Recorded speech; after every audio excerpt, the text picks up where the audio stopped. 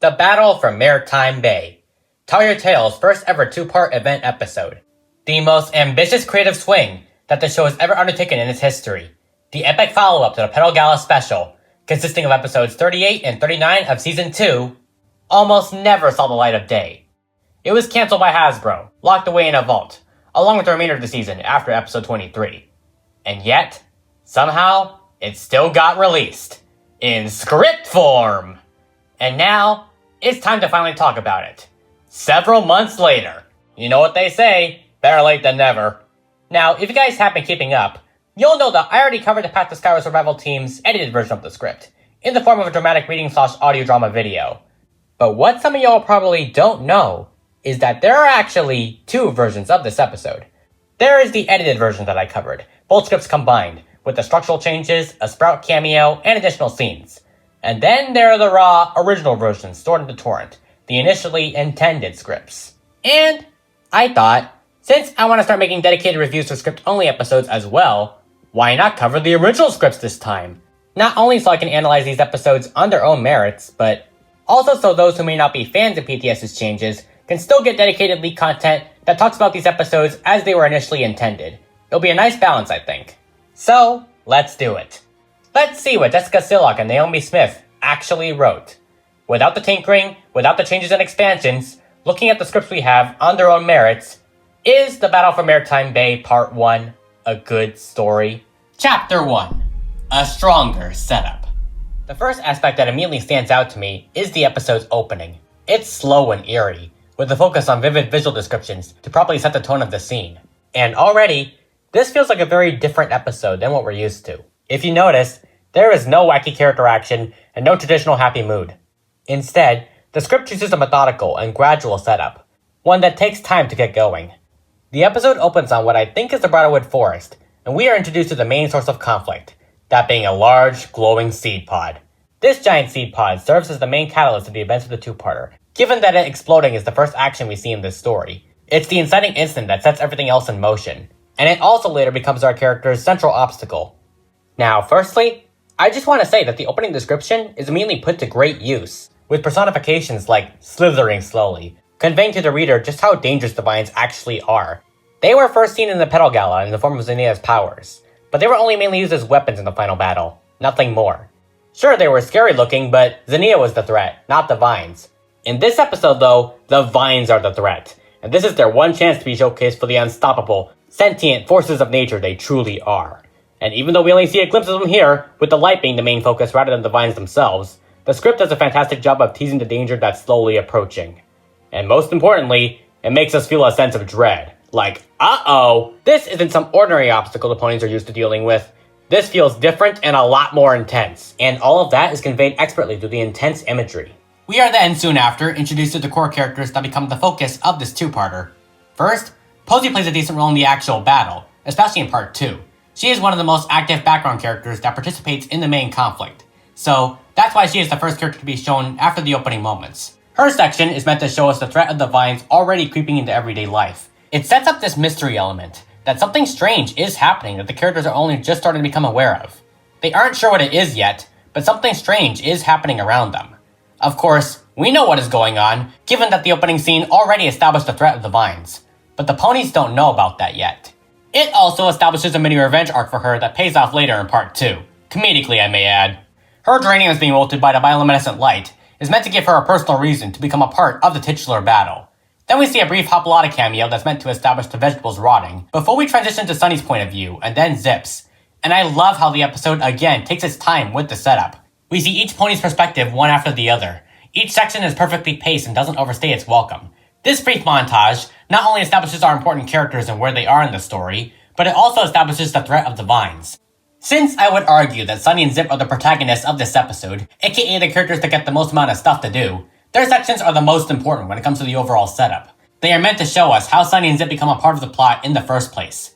For Sunny, it is witnessing the smoothie she gave the seashell literally glow like the seed pods before her eyes. And as for Zip, by the time we see her, she is already on the case. She knows what is going on as she's been tracking the strange occurrences all across town. The script is implying that these occurrences have been happening all day, so the characters are already aware of the danger by the time this scene happens, and are trying their best to find answers. Misty is frantically searching through her spellbook for clues, and Hitch is comforting the critters that are now without a home. We're given good reasons for why each character is in the place they're in when we see them. This extended setup also allows us to properly orient ourselves in the situation our ponies are in. Strange things are happening everywhere, and it's a race against the clock to try and stop it. The stakes are escalating one after the other. And can we all just take a moment to appreciate just how smooth this opening feels compared to other episodes? I'm always going to be a defender of the way Fairy Tail told its stories, and you can't convince me that this show couldn't tell stories in 5 minutes. It absolutely could. But regardless, there is something to be said about how beneficial a longer runtime is. Imagine for a moment that this episode wasn't a two-parter. It was just a regular 5-minute episode. It wouldn't work. The pacing would have been all over the place, but because it's a two-parter, this part 1 gets to devote its time to properly setting up the conflict and putting the characters where they need to be. And I can't compliment the pacing here enough. We are given enough time to properly orient ourselves in the danger while the stakes escalate rapidly around us. Longer stories are oftentimes inherently better, and they create better stories. Again, not always, but oftentimes. Because you get more time to flesh out each story element. And so far, it feels like this episode is completely confident in what it wants to do, and it's confident in each and every character. Or, I would say every character. If it wasn't for one glaring flaw in the next 2 scenes. That kind of opens a whole can of worms. It's not a huge deal, but it nonetheless leaves me questioning why she even appeared in the first place. Let's talk about Allura and her role in this episode. Or rather, lack thereof. Chapter 2. They got rid of Allura. After such a strong minute and a half, I think, with solid character setups that actually served the story, the way Jessica and Naomi wrote Allura here leaves me baffled. She does nothing!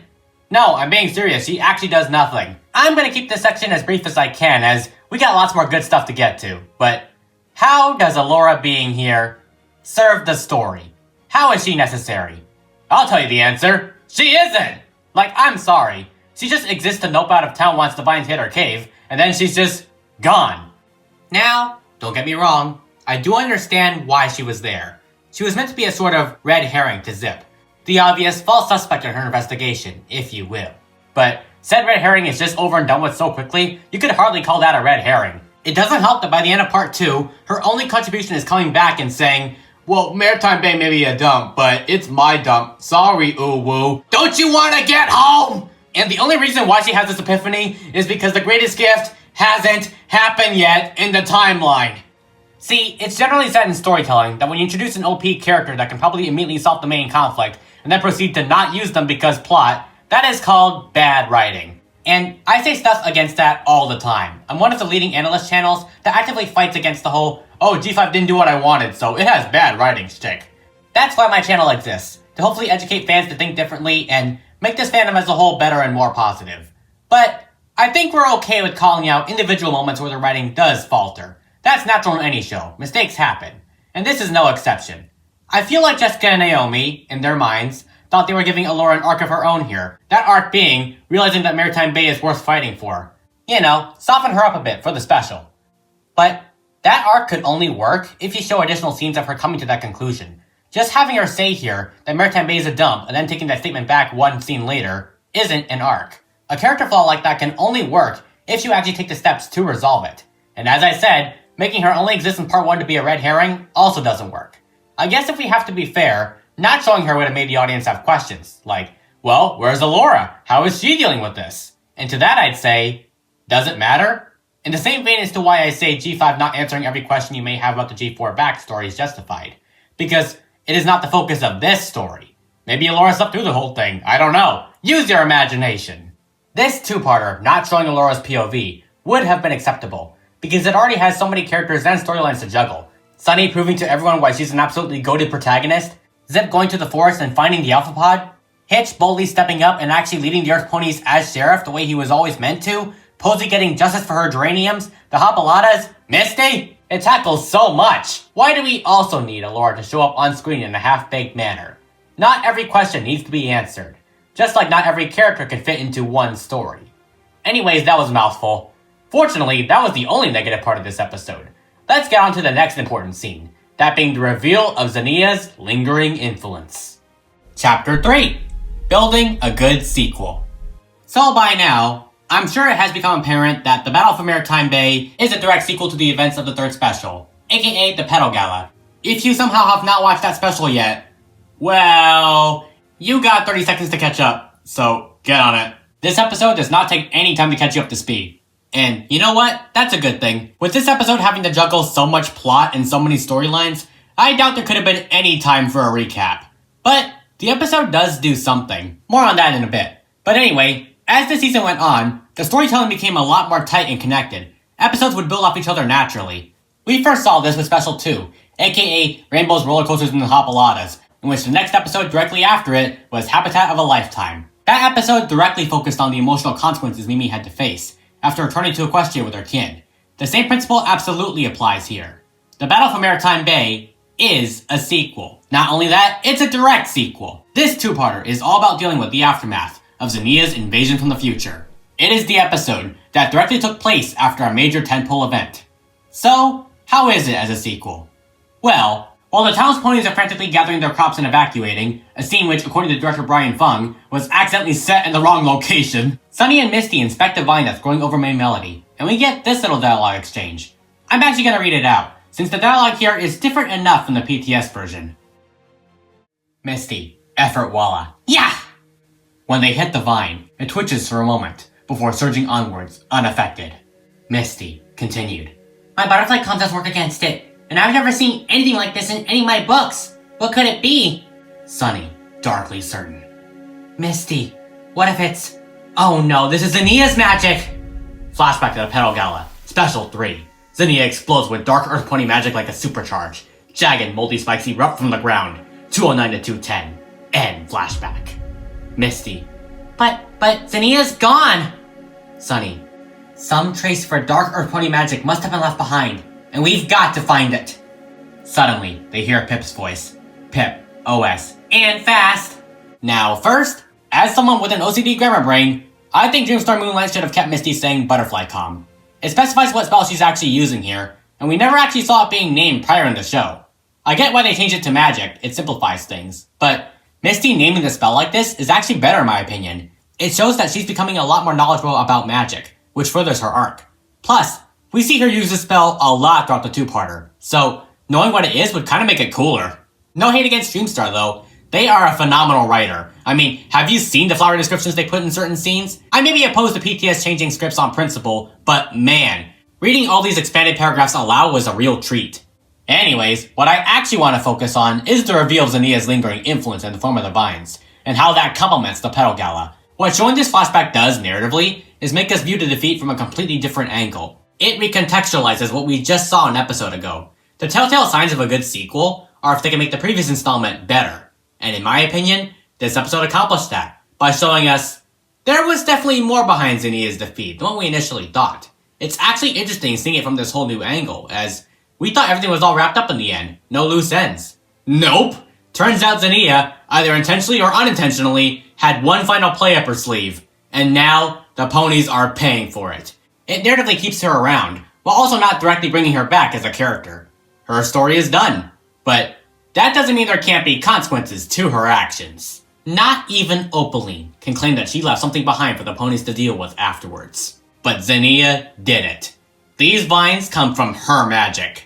Her direct influence on the present caused this to happen, and this is her final attempt at revenge. It's a twist reveal that you don't see coming, but when it happens, it makes you rethink everything you saw up to this point. And it's conveyed in such a haunting manner. No jokes, no levity, just boom, this is the reveal. Zenia made your bed, now have fun lying in it. And it's played completely straight in a way that makes you go, oh my hoofness, I did not see this coming. By tying the vines directly to Zenia, it makes them seem like more than just meaningless obstacles. It gives them a reason to exist. It gives this story a reason to exist, in its current spot in the timeline. Now, when you look back on the Petal Gala, you get to see Zenia's delicious villainy in a whole new light.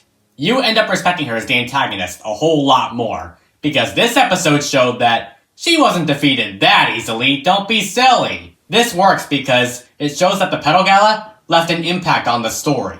There were consequences to its events. It makes that special an important story. So much, in fact, that I'm actually going to take back my critique that I made at the beginning of that review, saying that the Petal Gala wasn't important. Boy, was I wrong. I'm glad to be wrong. That's awesome. I take it back. I take it all back. This special was important. Now, granted, I would have liked Special 3 to be Skyros, but you know what? Seeing as to how this special actually justified its existence through this episode, I'm more than willing to excuse it, maybe in Ponyverse. This two-parter directly builds off of the Petal Gala by enhancing your understanding of its events, and of course, its main villain. And that, I'd argue, is definitely the sign of a good sequel. And now, I think it's finally time we talk about the best aspect of this two-parter as a whole, that we only start to see glimpses of in part 1. Her development throughout the whole show as a leader was all building to this. And this is where it all finally starts to come together. Chapter 4. Sunny's leadership arc comes full circle. Sunny Star Scout is the beating heart of G5. She always has been. She's the main character, and the story was largely built around she and Misty as co-leads.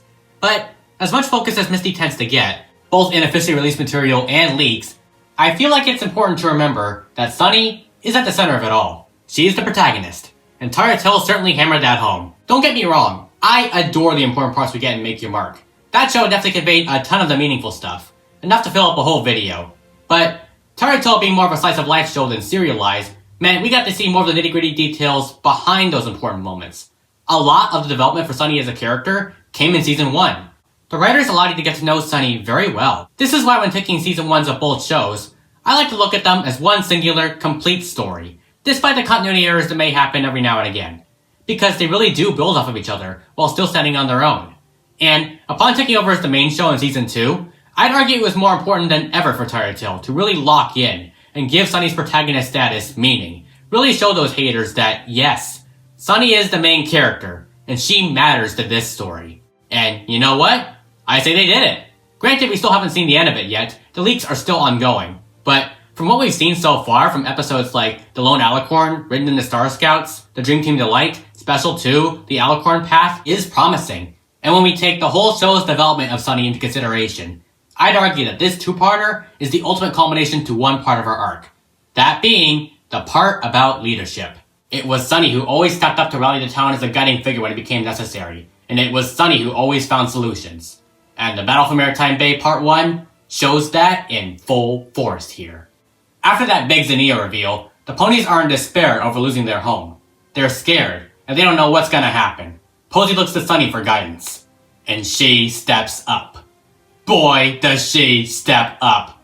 This moment is just incredible. Chef's kiss, no notes. It feels like after being tested for so many episodes, all of that character development Sunny went under throughout the whole series shines through here. Sure, she has done this before. This is not her first rodeo. But this time, in a dangerous situation like this, it feels different. You feel that shift in tone the moment Sunny begins speaking, from desperation to hope. When Sunny says, "Right now, we have to protect the Crystal Bright House. We can do it, ponies, for Maretime Bay." The script makes a point to emphasize the town's ponies' reactions. It shows how they've all become inspired by her, how she's become someone they can trust to get them through this. It's a similar trajectory to how Pomni changed throughout the Amazing Digital Circus, from a quote-unquote nervous wreck in the pilot as she puts it, to a true, self-assured leader, the glue that keeps everyone together through tough times, the person they can trust more than anyone else. So confident of a leader, in fact, that she can even lead everyone in standing up to an AI with a god complex. Oh, it's so genius. By the way, if you want to see my full thoughts on the finale, you should definitely watch my unscripted reaction to episode 9 on this channel if you're interested. Anyway, back to Pony. Sunny absolutely represents that trajectory. She went from an outcast in the movie that no one trusted to, well, the symbol that inspires everyone to keep going in times of crises. The way she speaks, the words chosen, the emphasis on the impact her speech has. It's all just immaculate. Despite the fact that these evil, sentient forces of nature are trying to destroy everything she loves, Sunny represents the light that's going to drive back the darkness. This, so far, feels like her episode. Sure, everyone else is getting a part to play, but Sunny seems to be the most focused on here. She seems to be the focused character. And you know what? I like that. With how important Sunny will later be in The Greatest Gift, I feel like it's awesome that the Taro writers gave her an episode where she really gets to flex, you know? Not only her role as the protagonist, but also as a leader. Because that's what she is. And it also makes rewatching her previous episodes all that more rewarding. This isn't the last we're gonna see Sunny being absolutely awesome in this two-parter, let me tell ya. Oh no, not by a long shot. It gets way better. And so does she. So, let's leave my further thoughts on Sunny to my review of part 2. But this is where the two-parter starts to become epic, where things really start kicking into high gear. And I think it's time we get on to the ending cliffhanger of part 1. Chapter 5, an epic cliffhanger. Zip does some detective work and finds the Alpha Pod, which will come back later. And we even get a little action scene with the Vines trying to kill her. Fun. As cool as that is though, I'm not gonna focus on that part, as have you seen how long this analysis is already? Why did I do this? Anyway, we already know how dangerous the Vines are, and Zip's little section is just the icing on that cake. Nah, I think the important part to focus on is when the town's ponies actually get to the Bright House. Apparently the original jumps right to the part where they run to the Bright House. Everything about the crowd being splintered and elevated, like survivors in a flooding city, was all an extended sequence by PTS. And you know what? That's a shame. I actually really like how detailed that scene was. But I guess you don't have to worry about runtime anywhere near as much when you're making an illustrated script. Fair. I actually want to make it abundantly clear that the changes made to this script aren't anywhere near as egregious as how Hide and Seek was altered. That is where we start having ethical issues that I will get into when I cover the PTS version. As much as I, and probably you, enjoy it and prefer it over the original. But none of the meaning behind these scenes are really changed in any way from original to adaptation. Does that make altering or changing these scripts right? No, they're meant to be pure leaks, that's the whole point. But I would be lying if I said that I didn't have a really fun time reading some of these exclusive bonus scenes. So, Sunny leads the ponies in protecting the Bright House, and then we get to a part that honestly shocked me in the best ways possible. A Vine erupts from the ground and tries to kill Sparky, but then, lo and behold, at the last second, Hitch jumps in and saves the day! Yeah, bet you guys didn't see that coming. Hitch is actually portrayed as competent in this script. We did it, guys, we won! Our GOAT version of Hitch from the movie, Make Your Mark Chapters 2, 5, and 6, is back, and he is back with a vengeance. No displays of cowardice, no second guessing himself, just a father risking his life to save his son. Holy cow. I'll get more into Hitch when I review part 2, so hold that thought. Like Sunny, he gets way better, so he deserves his own section. But all I gotta say here is, oh my hoofness, we are so back. And the moment is just so epic too. I like the emphasis that Jessica and Naomi put on withers dramatically away. You love to see it. This is where we get the reveal that, what? Earth Pony magic actually works against the Vines. Who could have seen that coming? I actually really like the connection that Misty makes here, with Zenia's dark magic creating decay, and the more hopeful Earth Pony magic creating life. You know, light versus darkness, death versus life. It's like poetry, sort of, it rhymes. It makes me wonder though what happened in the future that caused Earth Pony magic to corrupt so thoroughly. Or maybe this is just a Zenia thing, I don't know. It can't be all bad in the future. Right? And then, we finally end part 1, with Sunny dramatically declaring that evil may try and take our home, but it'll never have our hearts. This dark magic is no match for our light! The epicness is just off the charts here, and the Earth Ponies are ready for battle. And then, with a dramatic stamp of their hooves, the screen flashes green, and boom! To be continued. Oh my hoofness, what an episode. I did a lot more recapping here, as everything is pretty self-explanatory, and I want to get this video over with. But, oh boy, this part 1 was sure something else, let me tell ya. On to my closing thoughts for now. Chapter 6, a more confident direction.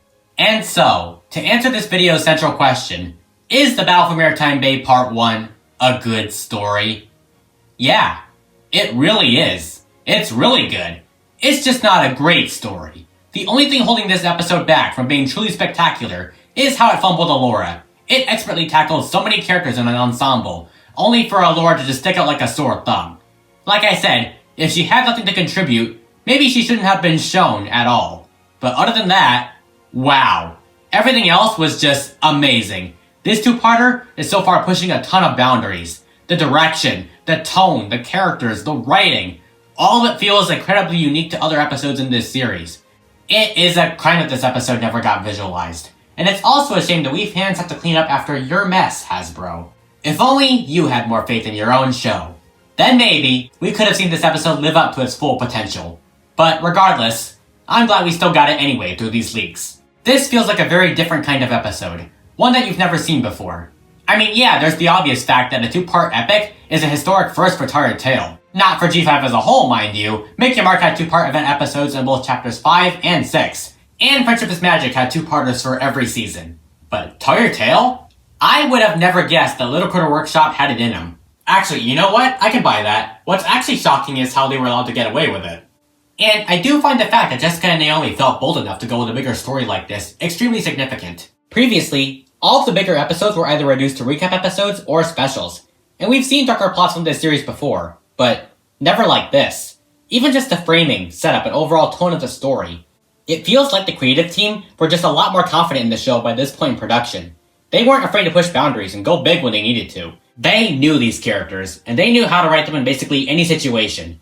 Well, almost any situation, but we'll get to that in due time. I mean, coming out of the Petal Gala, I can see why they were more confident. It's hard to top that final battle in that special, with all the huge stakes and wacky concepts, but they somehow did it. This episode so far feels like they just had this creative fire under their flanks while writing like no other, even just for a part 1. And it does make me wonder if this was meant to be a practice round for more bigger stories like this in the future. I guess we'll find out eventually, but it wouldn't surprise me. Everything here just feels unique. And I guess all that's left is to see how everything culminates in part 2. But what do you guys think of the Battle for Maretime Bay Part 1? Feel free to let me know in the comments below whether you liked it, hated it, or were neutral on it. I look forward to hearing from y'all. Thanks for bearing with the slightly off mic quality in the first 3 minutes or so. My old device that I recorded videos on for years died a couple weeks ago, so it's been kind of a struggle to work with the new audio setup. If things came out alright for the rest of the video though, that means I figured out a way to work it. You'll live and learn. And hopefully, future videos will have consistent quality from here on out. Stay tuned for my coverage of part 2, and with that being said, this is Hawk Nightwing signing out until next time. Hoof to heart.